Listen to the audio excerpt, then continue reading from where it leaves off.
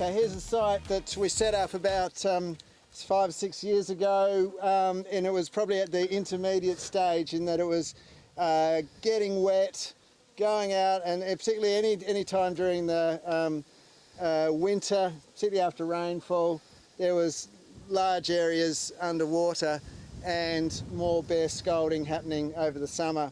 So we thought, well, can we actually use this water, which is it's probably in the moderate salinity level.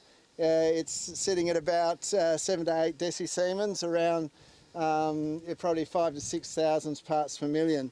So we thought we'd use saltbush. So we planted various rows of saltbush. Generally it's grown here pretty well, and we were actually on the discharge zone. Dave, where it did get waterlogged in the first couple of years, it really did take out the saltbush as well. Yeah, the saltbush didn't like it, that's right. Too wet a feet in it, I suppose, or too salty or something. Yeah, it just it doesn't like the waterlogging. So, but it did certainly take pretty well in the other areas. We had a bit of a trouble with the hares as well, and kangaroos biting some off. And the second time we got them established, we used tree guards as well, and that certainly helped.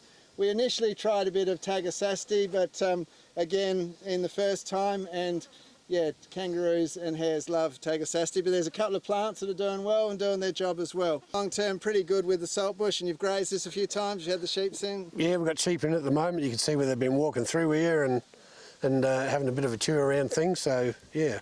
But yeah, a few years ago, probably about 2018, we also put a whole lot of a mixture of puccinellia and tall wheatgrass through this site, and that's really done a good job of filling up this area, providing good grazing, and covering and improving the topsoil, so it's not that salt isn't coming to the surface and expanding the scalded area.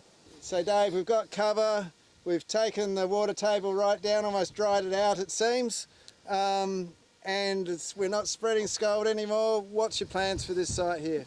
Well, I'm just happy to leave it as it is at this stage, that you know, it's a good bit of cover and sheep feed and stuff that the sheep can use, and it's doing its job, like you said. So I'd just much rather let it run its course and see what happens down the track. I think it'll be all right. And my thoughts is that maybe we don't need a strip of lucerne on the sandhill to stop the flow in, because there seems to be enough water being used at the site, and it fits in with your farming system. You've got plenty of sheep feed, a bit of extra over the summer, and yeah, maybe this will stay like it is. If we get a really wet season, then it might fill up a bit, but I think you've got enough living growth on this seep area, discharge area, to actually keep it under control, which is a great thing. And especially to have cover on it as well, that, you know, we're used to seeing it all bald and you know, and scalded and whatever. To have it looking like this is just magnificent, I reckon. So I'm quite happy to leave it here like it is. Excellent.